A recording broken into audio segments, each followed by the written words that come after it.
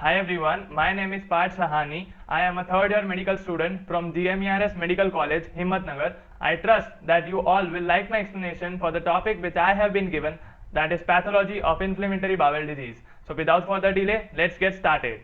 According to me, the best method to study anything is deriving as much as possible from the name itself, then jotting it down into subtopics and then diving deeper into it.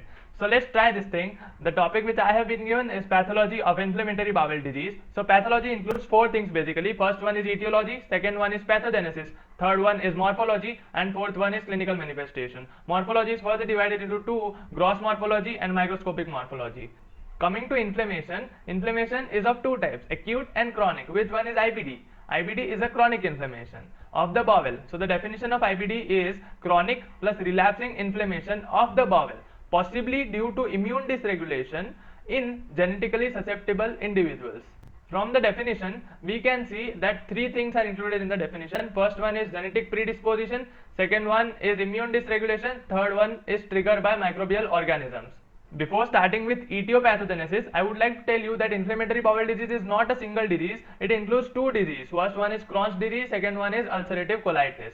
Let's start with the etiopathogenesis. First one is genetic predisposition. Genetic predisposition will be divided into two things. First one is HLA gene, second one is non-HLA gene. HLA stands for human leukocyte antigen. Due to genetic recombination, each one of us have different set of HLA genes. Those individuals with HLA-DQ4 are more susceptible to Crohn's disease, while those individuals with HLA-DR1 and HLA-DR7 are more susceptible to ulcerative colitis.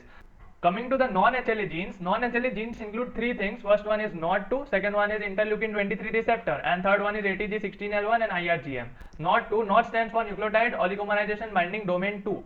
NOD2 is a gene which codes for a intracellular receptor. This intracellular receptor is present in the Paneth cells. We all have intestine. In intestine, we have got one special type of cell known as Paneth cell. This Paneth cell have got one intracellular receptor. This intracellular receptor is for a ligand, of course. This ligand is muramyl dipeptidase. This muramyl dipeptidase is a component of bacterial cell wall, which implies that this NOD2 plays a protective role in our intestine and protects us from the bacteria. If this is mutated, then the person is more susceptible to inflammatory bowel disease. And interleukin 23 receptor is present on the helper T cells. Interleukin 23 acts on the interleukin 23 receptor which is present on helper T cells, more specifically the Th17 subtype. This cell then releases interleukin 17 and TNF alpha, tumor necrosis factor alpha. These two things play a major role in the pathogenesis of inflammatory bowel disease.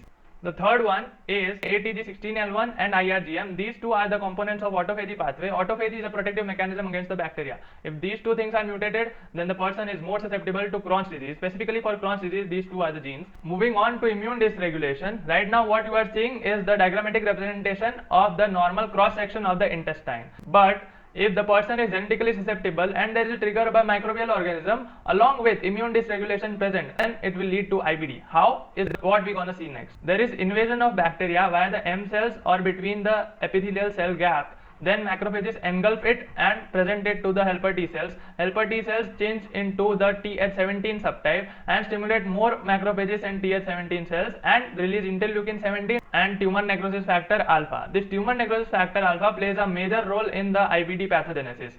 First one, it promotes angiogenesis. Second one, it leads to Paneth cell necrosis. Third one, it leads to IEC death.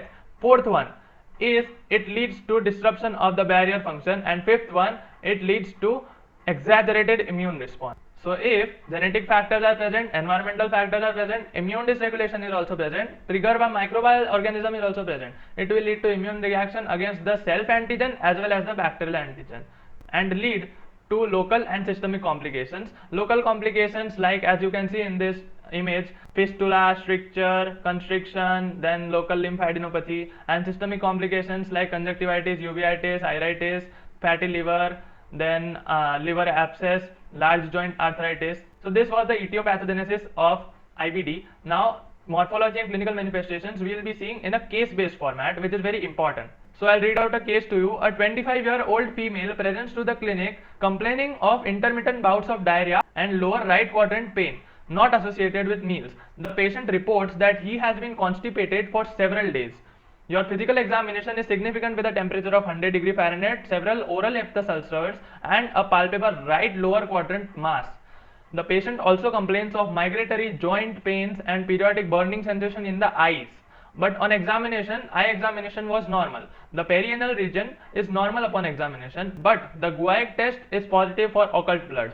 You order an upper GI series and small bowel follow through to look for evidence of ulcers, strictures or fistulas, as you suspect that the patient's symptoms may be associated with a chronic disease. So this was the classical presentation of a patient with Crohn's disease.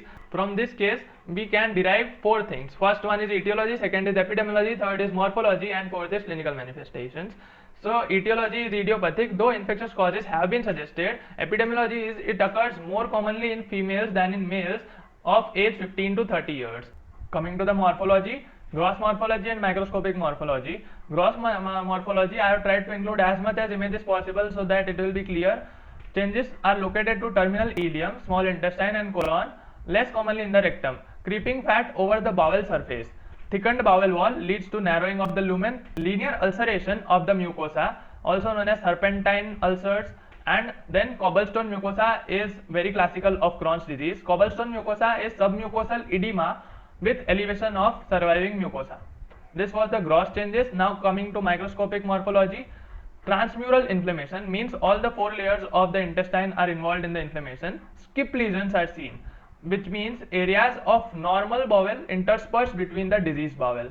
Then fissures are seen, and coming to the hallmark of Crohn's disease, which is non-caseating granulomas. Non-caseating means, you remember the basics of pathology, that is necrosis, types of necrosis. Caseous necrosis was one of them. Caseous means loss of nuclei from the cell, but here non-caseating means you can see intact nuclei as seen clearly in this image. Now clinical manifestations, they are classically presented in the case itself, that is intermittent bouts of low-grade fever, diarrhea, often with blood, only if the rectum is involved, and right lower quadrant pain, may have right lower quadrant mass on physical examination. Then extraintestinal manifestations, if we see oral aphthous ulcers as we see in this case, then erythema nodosum, migratory polyarthritis also we are seeing in this case, uveitis also we can see, then sacroiliitis, ankylosing spondylitis. And if we come to the complications, then fibrous strictures are formed which cause intestinal obstruction leading to constipation, or it may also cause perforation.